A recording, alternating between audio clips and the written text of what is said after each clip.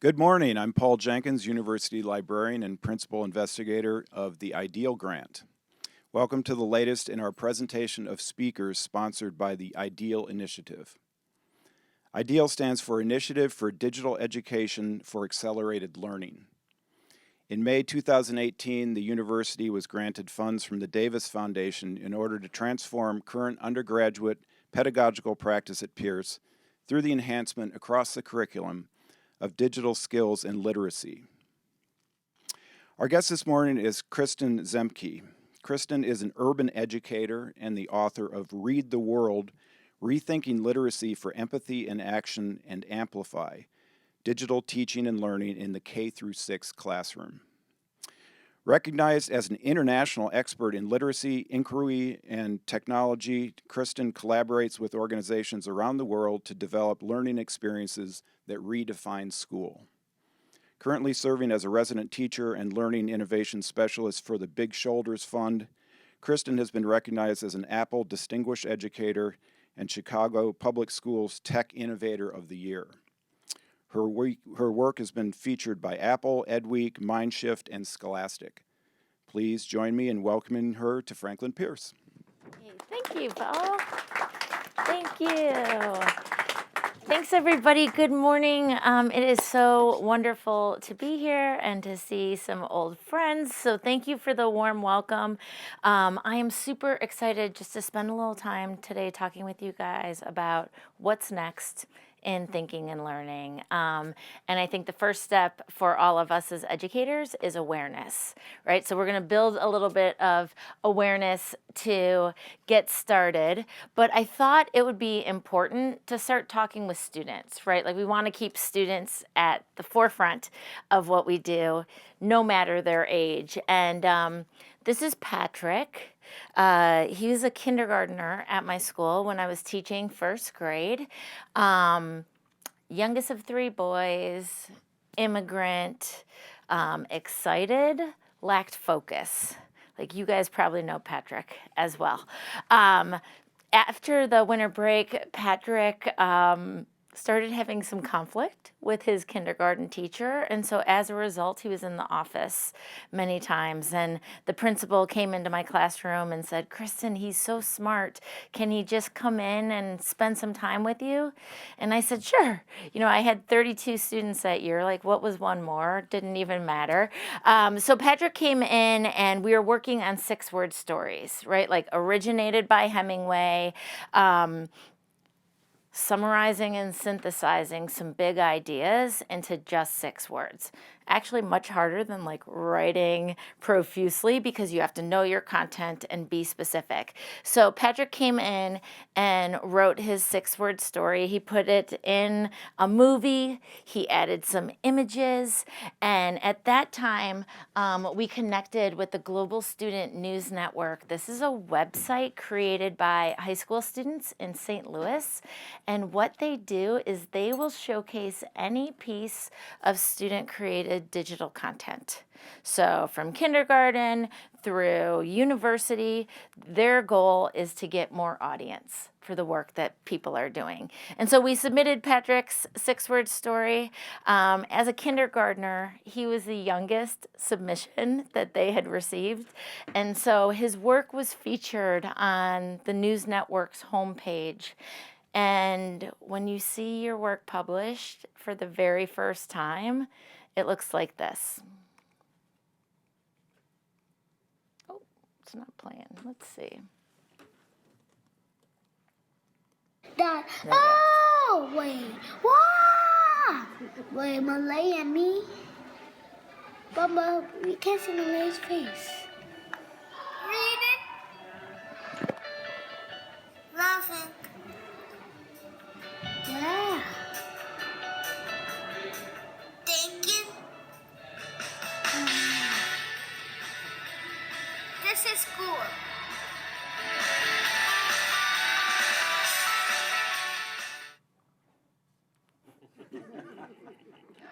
So all of those red dots are people that have seen your video. Yay! How many people do you think? 1, 2, Say there. 14, 15, 16, 17, 18, 19. I can't count that. That says Chicago. People watch the video that I made. Miss Davis. Miss Z made a video of me and all these red dots around the world. That's people that watched it. I was in TV. You know exactly what Patrick wants to do tomorrow, right? Like, do it again and do it again. And I think, like, that's the beauty of this type of work, that kids can see that they have a voice. They can feel that their voice matters, and they have the energy to keep doing the work and share with the world. If Patrick is doing something like this in kindergarten, isn't it crazy to think what he might be doing by the time he's a freshman or sophomore at university? And I think that's kind of, what I try to focus on as we look at what's next. As a country, and I think as an education community, we've been distracted by all the things. Like, there's so many things, and we put pressure on ourselves, like, okay, I have a good annotation tool. Like, what's the next best annotation tool? When really it doesn't matter. Like, if you have a good one, work with it and then keep going. Or like flying drones around the gym is a very big thing in elementary school right now, which is cool, but it needs to have that why and that purpose. Like, what are we learning? It's not just like shiny fireworks. And so I think we have to come to a time where we're pushing pause on all the things. We cannot be distracted by that anymore.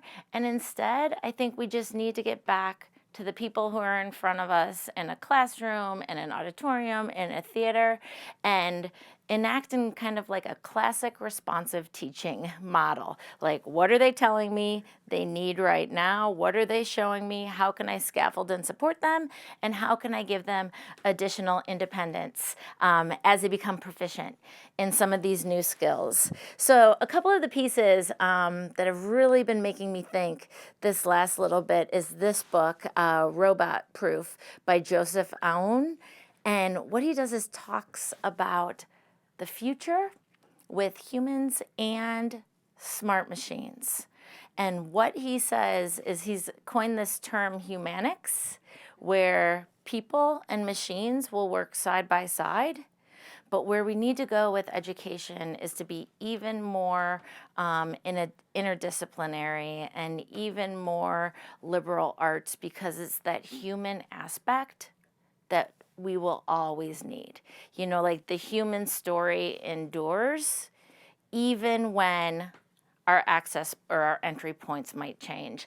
And so he's talked a lot about these pieces of creative mindset and, adaptability to wherever you find yourself as a thinker or learner, and creating and doing something good that lives in the world, because there's going to be devices that need support, and there are going to be skills and careers that you still need hands-on human interaction for.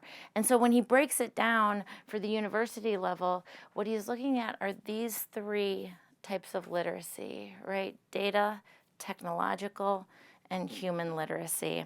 And I think this human piece is so interesting, because I think in the K-12 setting, we've really seen a lack of compassion, interaction, empathy. And so thus, like, social emotional learning has been on the back burner as a result of like Common Core and every other initiative that only cared about testing, not students.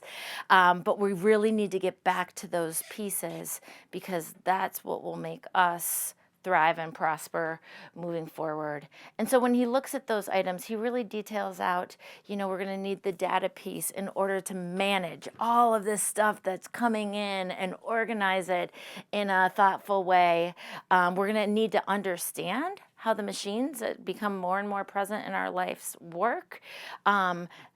But really getting back to that piece as really functioning as human beings. We can't lose the core of ourselves. And I think, we're at a point where we are seeing that right now, right? We've put devices in the hands of people and kids and didn't guide them on how to do that. We're like, here's something to keep you busy. Here's something to play with, right? And now we see this pendulum shift where, teenagers are really struggling to focus or to put their devices down. I think that's because there was an absence of instruction. We as adults haven't done due diligence in how we need to use these tools. And I think we're in the education community, we connect it as these are tools for thinking. Let's learn how to think a little wider, a little broader, a little deeper with these tools. And that's the part where we get to teach. And so when we think about skills moving forward, like these are the new, 21st century skills now that it's 2020 and we're a fifth of our way into it. But all of those pieces where the thinking is apparent, where the curiosity is apparent, where we're really consuming critically, reading widely, triangulating information. So this is what we're sort of thinking about. Take a moment, think to yourself, what is one of these pieces that you feel like you're doing really well? What's one of these pieces where you feel like you could make a push? Like where's some area that you could grow? Take a moment and just turn and talk with somebody near you. What are you doing well? What's your push?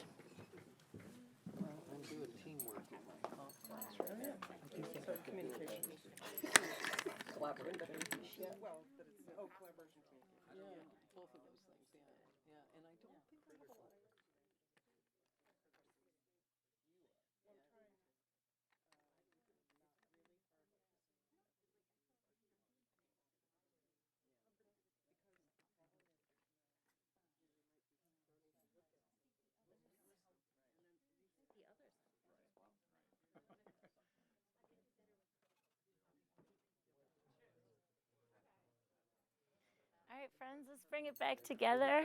I heard a lot of people saying, like, I'm doing good with communication and collaboration. What were some things you feel like you need to push moving forward? Creativity. Mm-hmm. Others? Yeah. Critical consumption. Curiosity. Mm-hmm. Yeah. Cross-cultural. Yeah. Right? I know. It's so exciting and can be intimidating at the same time. You're like, there's so much I can do, but there's so much I can do. So it's about finding that happy medium and that balance, but just to be thinking about where can I insert a little bit more of this, a little bit more of this as I go. This might sound very familiar to you guys because here is your mission statement. And look at that, intellectual curiosity, experiential and applied learning, right? Like lots of those new skills fall under that umbrella of what you guys are already striving to do. 2 years ago, the Chicago Council on Global Affairs has a large global cities summit, and they bring in mayors from all over the world and professors and, water specialists and academics to just talk about issues that are facing city, whether it be population or education. And it's very, very fascinating. I went to a session that was led by Penny Pritzker, who worked in the Obama administration, and she did a big panel on the future of work. And so things like now we're looking at 25% is a gig economy right now. What do we do when, I know, isn't that crazy to think that high? I was really stunned by that too.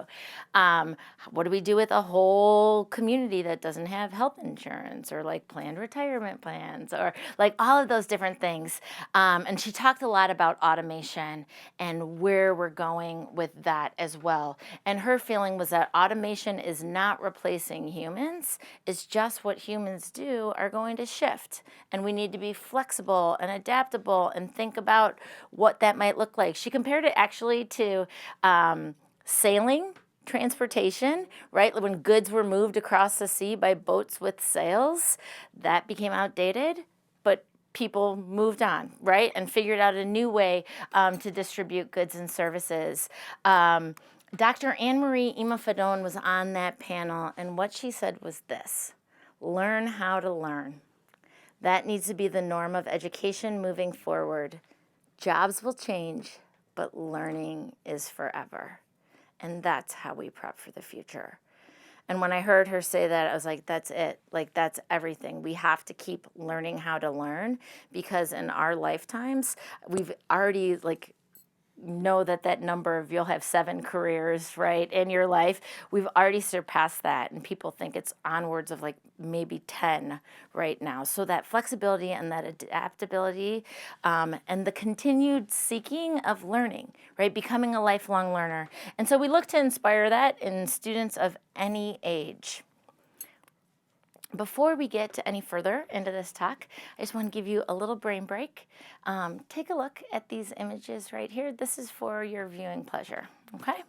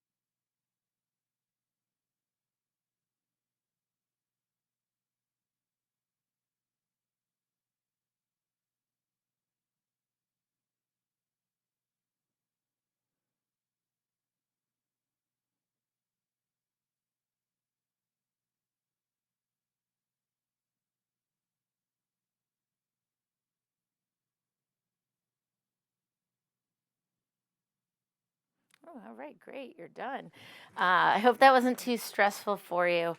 But I think one of the pieces that we have to realize, and art educators, of course, know this, that the visual aspect of learning is so critically important today and will become increasingly so moving forward.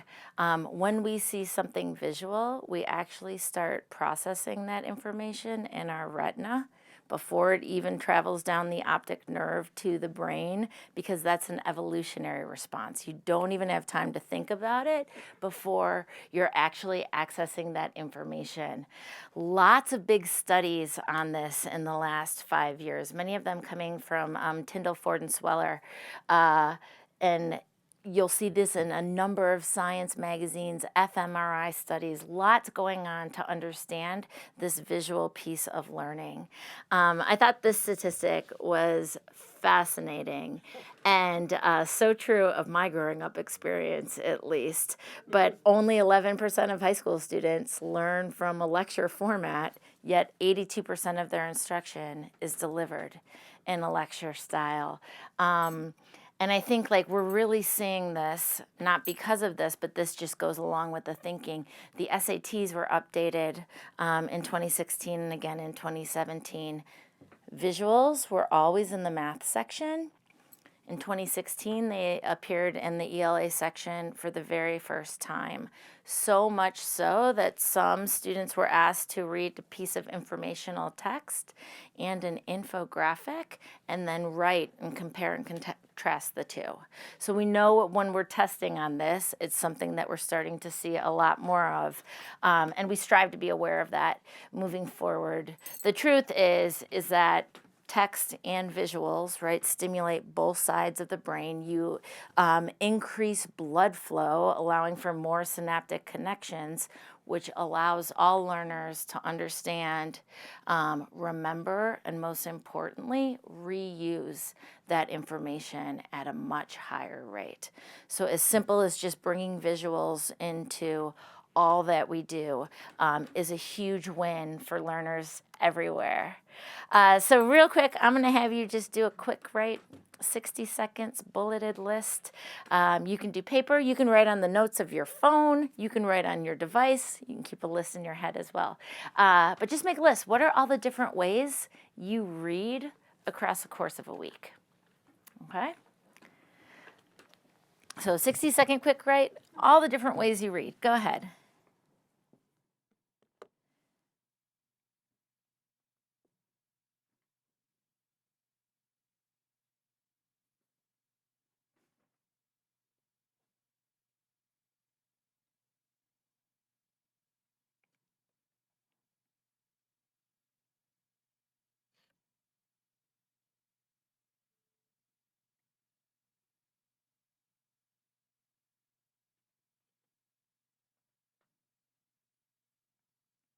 10 more seconds.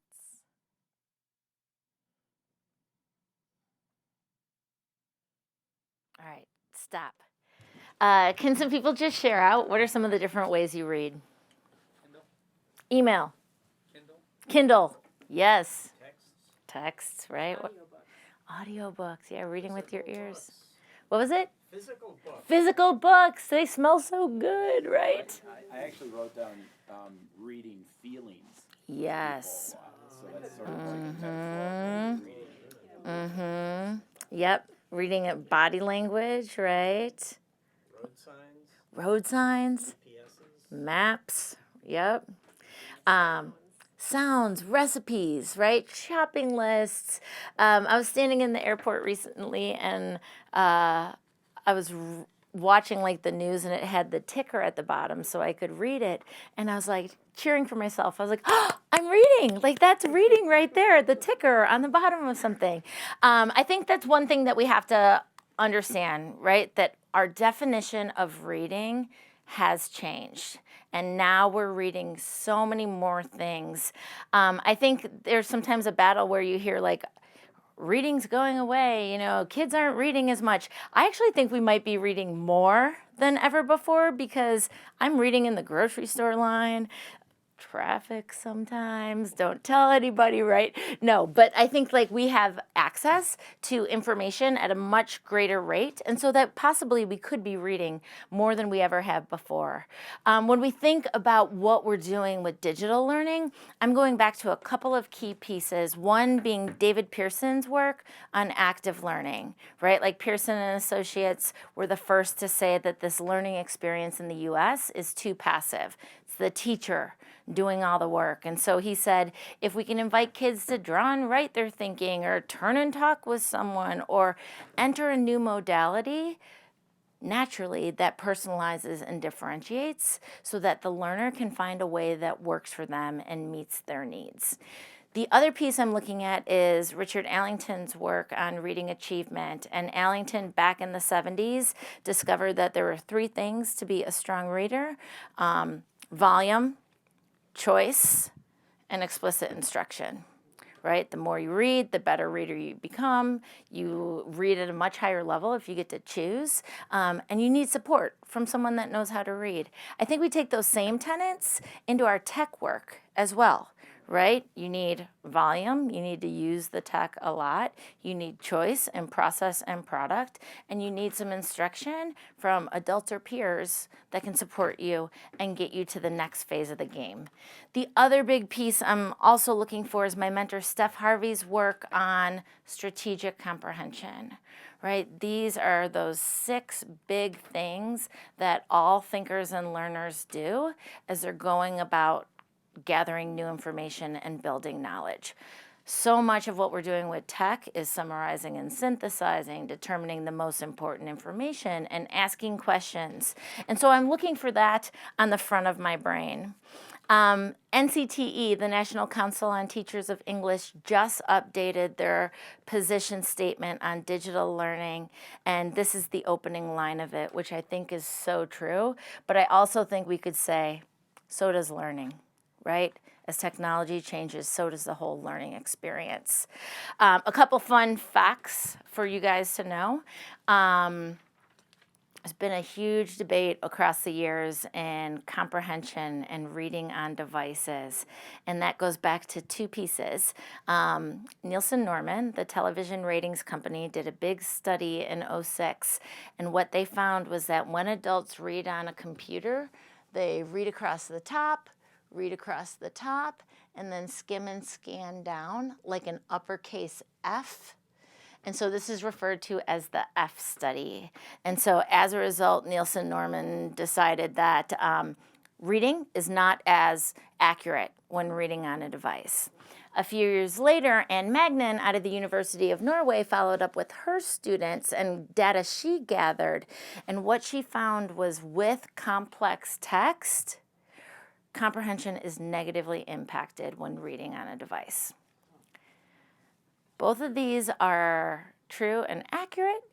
Both studies were done on stationary desktop computers.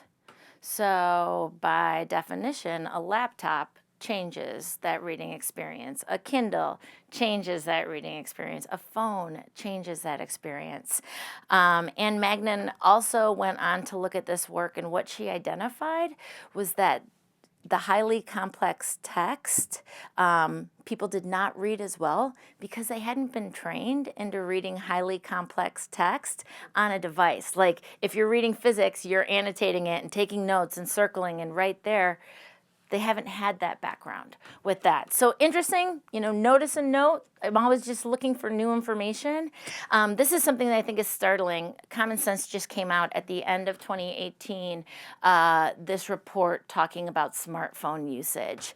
And I think like when we just start looking at these increases from 15 to 19, especially in our tweens, like those are our 5th, 6th, 7th, 8th graders, huge increase in personal device ownership.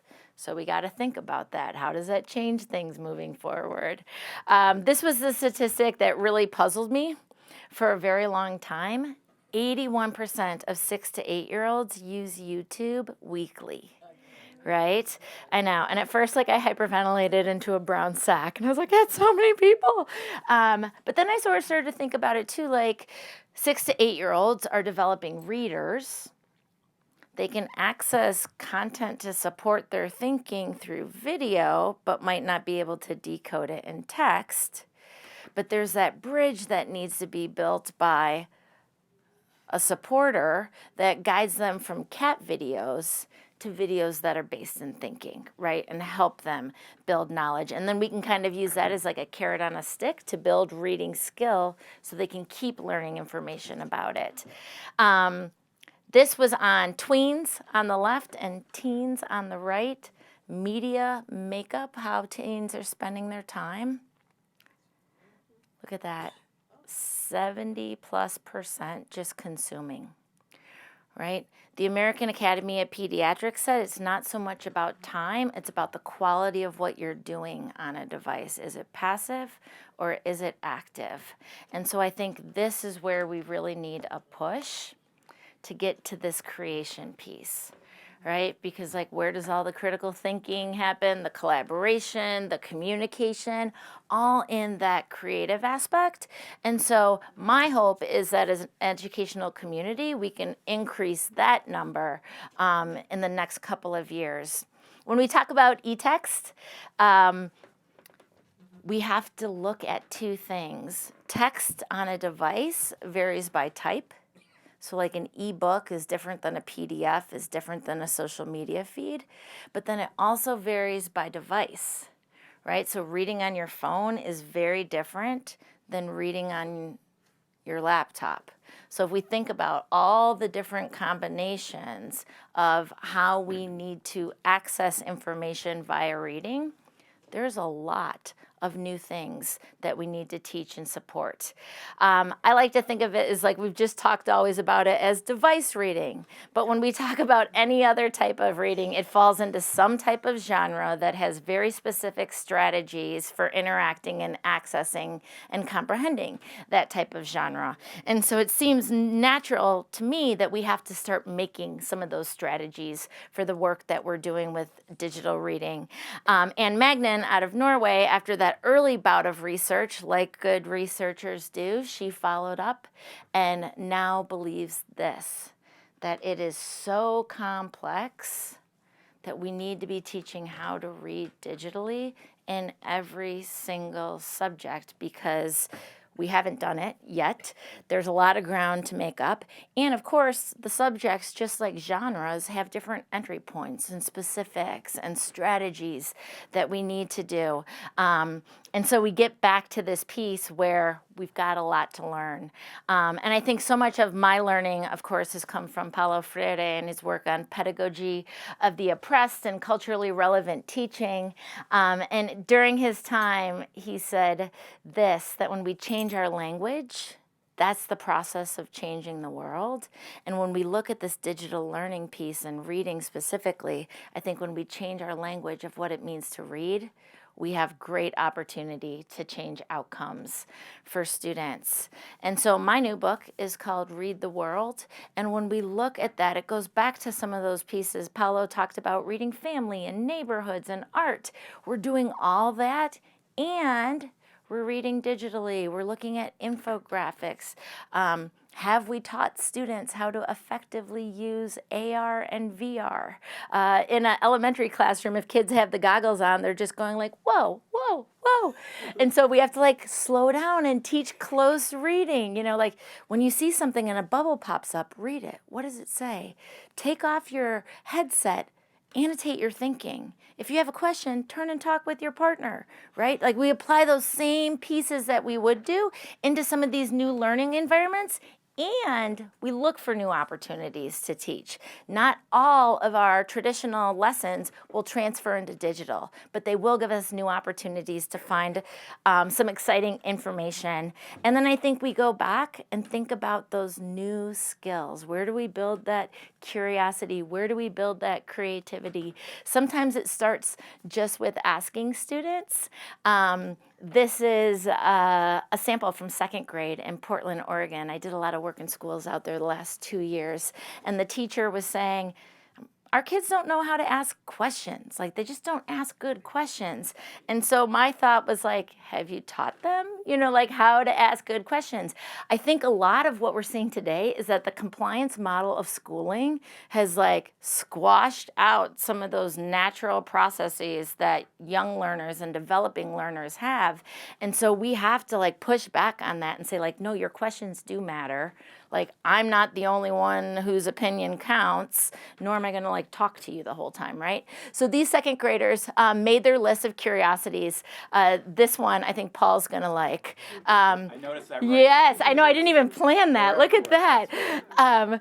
So my language when I'm working with students is always say more about that or talk that through. Right? Because I don't want to guide them in any direction. I was like, can you say more about that? This little boy's like, you know, the Beatles. He's like, I keep hearing people talk about them. They're on the radio in my mom's car. Like, who were the Beatles anyway? And I was like, oh my God. I was like, oh my gosh, I'm so old. Like, if kids don't know who the Beatles are. But then we went on and did some more thinking about this. And at first I just sort of walked by this child's work because I was like, I have no idea what he's writing here. But then I circled back, and this is what he's asking. What if all electronics were erased from existence? How would humans survive? Is life just a game of choices? What if life is a game of luck? I know. Yeah, I know. It gives me goosebumps to see it. And then I thought, like, oh my gosh, like I just fell back in that compliance model of schooling, or like, if you don't have neat handwriting, or if I can't read what you're working on, I'll dismiss your thinking, right? And it was a big aha because it was a demonstration lesson. It was kids that I hadn't worked with, but I was like, slow down and look at everybody's thinking. You know, like good life lesson, good reminder there. Of course, kids can't always choose their own adventure at school and learn about what they want to learn about, but we can create conditions for curiosity. Here was a 5th grade classroom in Portland, and they were reading this book, Chains, about the American Revolution. And so to pair with that, we gathered some nonfiction text and created chat rooms so kids could read the nonfiction articles about other pieces, maybe with enslaved people or child labor. They did some pre-writing to get their ideas together.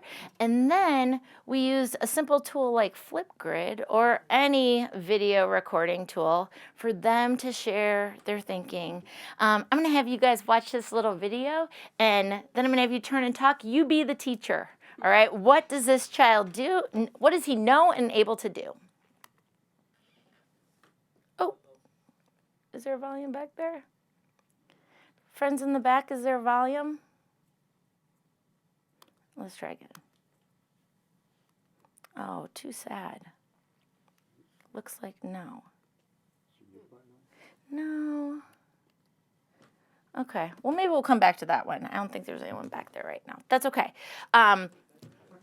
What he does is he comes up with all these great questions, and he's so upset that there is still people who are enslaved today. And his language was actually like, why? I thought we were already done with that and that was over, right? But like what he wanted to do now was keep learning about that because this was something that just blew his mind. And so then we took a bunch of articles about this topic, posted it in a common location on the web for kids to go choose what they wanted to learn more about.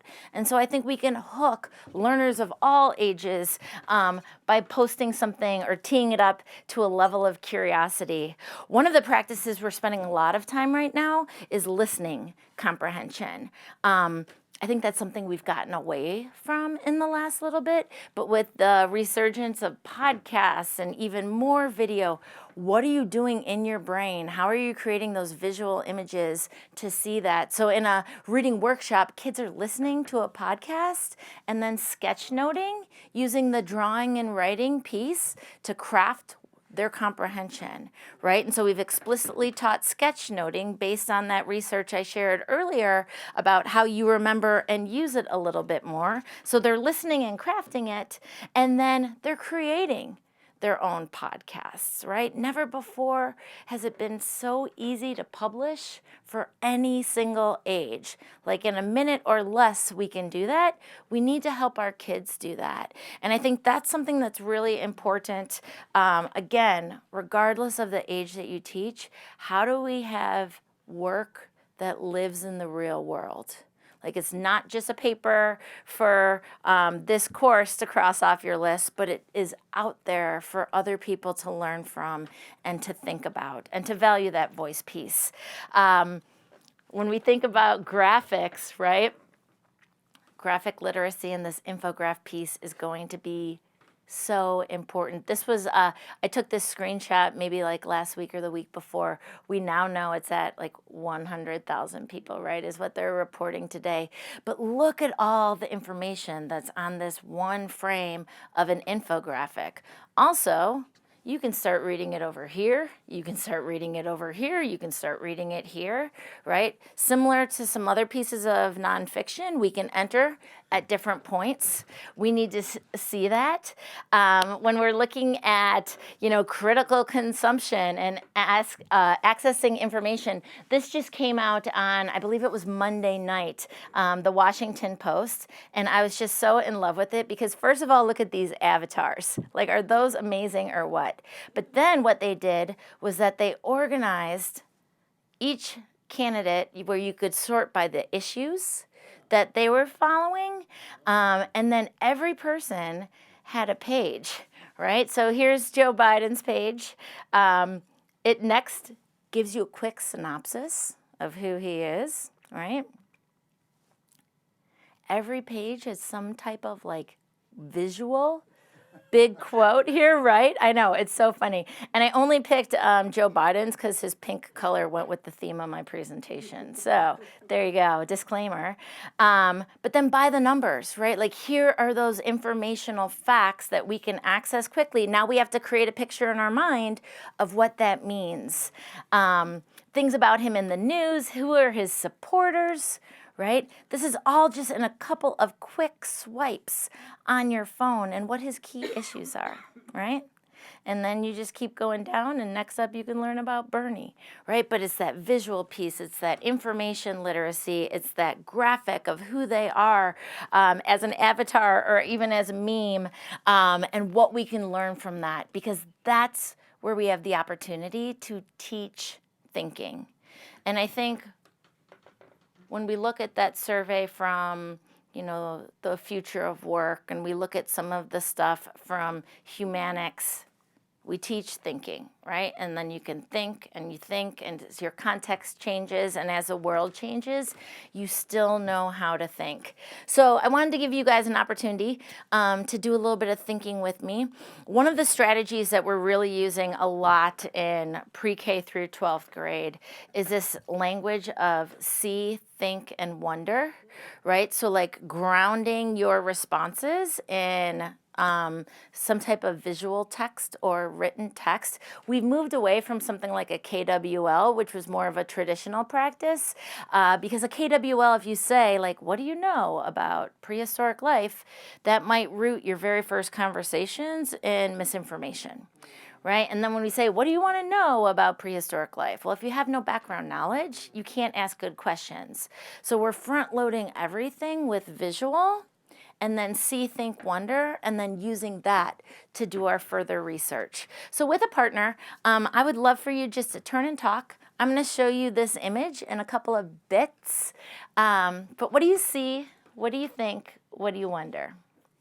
All right, go ahead and turn and talk with a partner. What do you see? Think, wonder.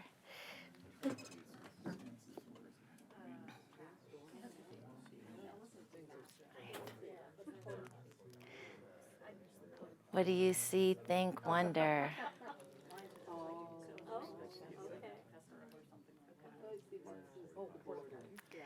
What do you see, think, wonder? What do you see, think, wonder now? Right? Did you hear that moment? I think it was like when I peeled off the second layer and people were like, oh, right? Like we were talking about that emotional learning piece.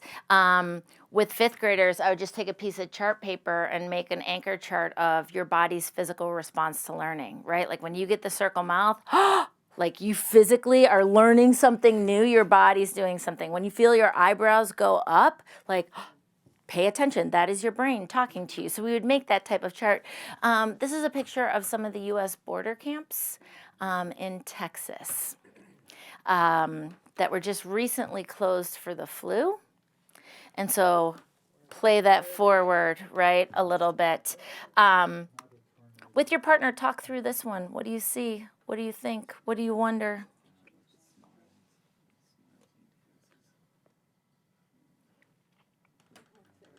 Mm-hmm. Right? It's just this cross-cultural talking, right? And then we've seen this before. Maybe different here. Oh, yeah. That's what I miss is the kids. Right. Young people. I like that. So that's like That are I'm confronting each other, so that the kids seem like they're everybody's, yeah. Right. doesn't seem like a conflict. No. What are some of the things you guys are noticing in this image here? The body language is great. The body language. The kids are on the same level, right? The joy and the enthusiasm. The joy and the enthusiasm that they have. This was actually taken at Chicago's O'Hare Airport when there was the travel ban.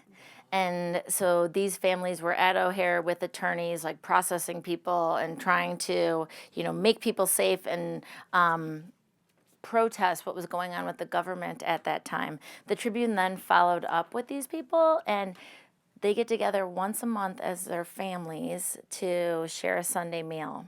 And so as they have spent time together, they're modeling for their children how to interact in a space where people from many cultures can come together. We showed that picture to students. We showed them this. Of course, kids ask right away, like, how can we do this? Seventh grade, they're so fair and just. And so we said, okay, look at this graph. And then we pull some images and we say, well, we did this. What do you see? What do you think? What do you wonder? We did this. And we got to lead into the Japanese American incarceration. And then we pulled those visual elements and those graphics together with a powerful movie. Hopefully the sound works on this. Doesn't seem like it is. Oh, not working on that. Let's see. Oh, there we go.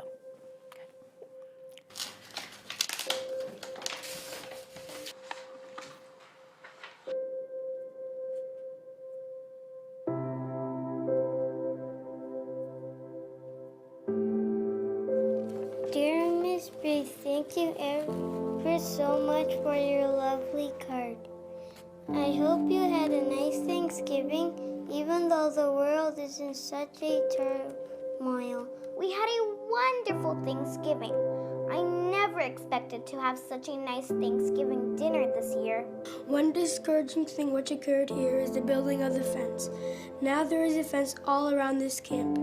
I soon this fence will be torn down. I'm quite sure it takes loads of courage to go out into the spacious United States again. Here in the camp, I think our standard of living tends to become lower. We tend to become less independent, and this certainly does not help to make our future brighter. Those with property are wanting to go back, but wondering how the sentiment will be. Of course, we know that good friends like you would be glad to have us back, but others who do not know us or understand us may not be glad to see us. We all know that there are people all over the world who hate certain races and they just can't help it.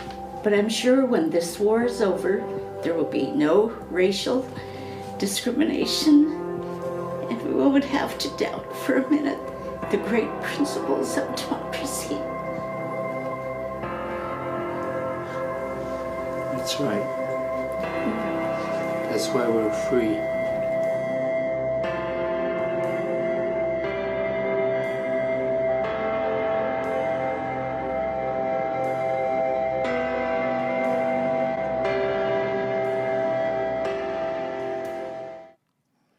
And so we share something powerful like that and then reflect, like, do we have this now? And we give kids access to resources to keep thinking. And I think that's where we want to go when we can hook them in with a variety of diverse content. It's about helping people tell their stories. I think it's about helping people hear stories that they might not have previous access to. And in hearing about the stories of others, be inspired to change the world. All right, real quick. I'm going to ask you to call out which image you saw before. A. Good. Okay, you guys got it. B. A. A. B. B. B. A. B. B.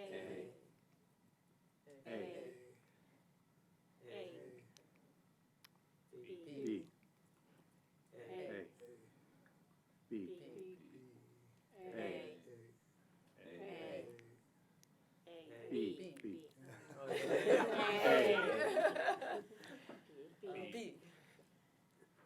B. With 95% accuracy, 45 minutes later, you guys got it just by looking at them for 2 seconds, right? The power of that visual piece is so critically important.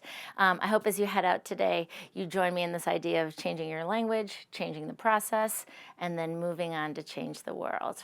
Thank you so much for coming to hang out today.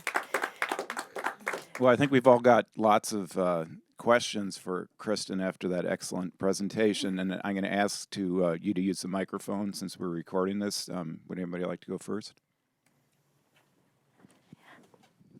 Thank you. Yeah. Paulo Freire is one of my touchstones also. So the creating of a space with a menu of readings, talk to me about how that works. Yes, so we're calling it a multimedia text set. Just like we've taken books and crafted text sets or like your course text all in a pile. We're great at doing that as educators. We're still doing that, but now we're doing like one-stop shopping. Here are the resources where you can go to keep thinking about this. And so as the leader in the room, I know where we want to go and what information I want them to have. So I'm able to vet it prior to. And then instead of wasting time on like an open internet search where you get 33,000 results on one tiny topic, here are the 30 pages that I want you to look at over the next week so that we can go deep with the thinking. We're not wasting time doing all that searching. I like to use a tool like Padlet. That's what I was using there. It's super easy. You could also just do it with like a Google site, just put links on there to different things. But it's a way for me to balance my digital content with what I'm using face-to-face or in class. Yeah. Could you try and show that YouTube video of the kid? Now that we have sound. Oh, yeah, he's precious. Oh, gosh. I know, I had to throw that in there because you guys were like, more of this. Let's try one more time. Let's see. Oh, it's not working. This one video. Oh. I don't know why that's not working. There are a lot of things. It works on my computer, but let me try to plug it in again real quick. We'll wait for that to come up. Maybe there's another question.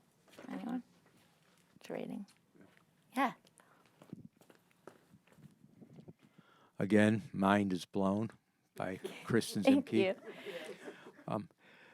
So if we're having, you just sort of try to maybe complete this, just like it doesn't need to be comprehensive. Just if students in higher education are producing work that shows their digital literacy, what comes across to you immediately as a prominent feature of that work?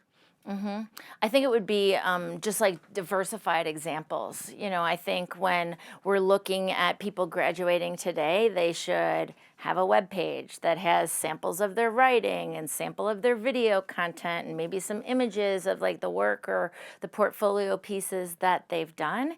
It could also be as simple as like audio clips or a couple podcast pieces. But I think what we're starting to do in a lot of the high schools that I work with is help kids develop web pages that could be their portfolios for university, right? So like here's a summation of my work. Here you can see it in a variety of different contexts. Yeah. I was just going to say, it's kind of like building a toolbox. I find this in many aspects, teaching somebody how to ski, you know, having the tools, what to do in different situations. Exactly. And it's exposing them to it. Right. Opportunity. And I think like teaching them how to use it for thinking, right? Like everybody can Snapchat, but they could Snapchat about like a global issue that was really disturbing to them, or you know, some different pieces like that. I always recommend to educators, like, don't overwhelm yourself, because if you're drinking from a fire hose and you don't stop to take a breath, you're going to drown, right? And so we try to think of like, whether it be 2 things a semester or 1 thing a quarter, by the end of the year, you've got 4 great things, and that's a win for the people you're working with, and it's a win for you. You know, and like chances are your friend down the hall will be like, here's 1 more thing, right? So it's just about like finding some tools that really work. And then I'm a huge fan of lather, rinse, repeat. Like you don't have to find the next new tool. Find a tool like video that works for every single subject, every single time, right? Let me try this 1 more time. All right, I'll send it to you guys. I'll send it for your next cohort group so you can actually watch it, because it is a good one. Yeah, it is a good one. Yeah, it's a good example of just like thinking in action. And I think just incidentally, even though you guys can't hear this, like I use these videos as like a one-way conference between students. Like I can listen in to their thinking, even if they're at home or on spring break. And so it really just extends my time. The other way I've been using video is where I've just done some short mini lesson videos that students can watch multiple times to get the gist of something. Or I'll take my whole class and I'll have like 20 people on the rug and 12 off watching a video of the next step. And so like you're multiplying either time with students or time with the teacher. Yes? Just a comment. When you were mentioning or talking about learning and teaching our students to be lifelong learners, I think equally important, as exemplified by this group here, is that faculty need to be lifelong learners as well.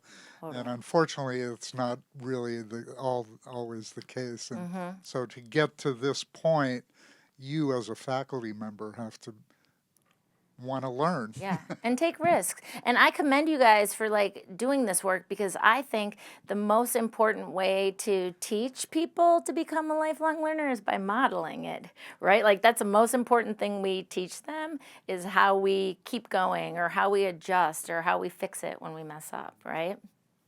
Can you give some examples from places you've been, like Portland or wherever, of how art is being taught at this point? Yes. Because a lot of the stuff you're saying, well, yeah, I'm using images, I'm using, so. Yeah, I think a lot of different pieces are happening with that. One way I see a huge win for technology is that many places, like art is getting cut or reduced in schools all across the country, which we know is like a huge outlet for many students. Using some of this tech stuff, and if I'm teaching images in social studies or science, that's a great way to like keep art and music in the curriculum. What I'm seeing a lot of people do is balancing some of the traditional art by mixed media or whatever your art study is for that point in time, then using digital tools to capture it and to archive it and to give it a bigger audience beyond that classroom or school. In terms of creating art with devices, I'm seeing a lot of things with digital drawing or painting, a lot of video making, and tons of music creation with it. So like anything that you are learning, you can, like a student could put to song or could archive or could show their learning in that way instead of like a 15-page Microsoft Word document. I guess I'm also thinking just Yeah. about the diminishment of actually physically drawing or painting. That's fine that I know there's digital tools. I know that stuff's there. Yeah.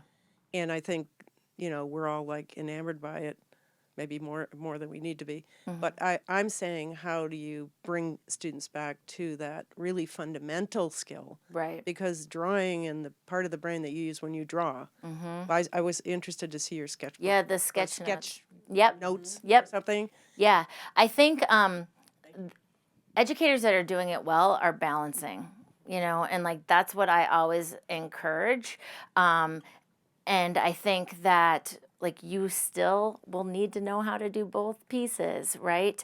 And so if you can do a little bit of both, it's about adding options, not replacing. And that's the message that I'm trying to share. Like, look, this is really amplifying all the ways we can do that as opposed to just replacing something that is in there. I think that's something that we have to share as educators as well, because I think people just hear tech and then their ears close and they don't like get to the be reasonable part, right? Or the balance part. And so any advocacy work we can do where we're showing, we're working with clay today. And then tomorrow we're like documenting that on our blogs, and then we're working with clay in the ovens the next day, like all of those different pieces, because you can't take it out of there, right? But maybe we have more time for the process of crafting a show, pulling together an opening, right? It could be a virtual opening alongside a studio opening too. I hope that answered that a little bit. All right. Well, thank you so much, Kristen, Thanks, again. everybody. Yeah. And I'll send this to you guys too. You guys can explain it.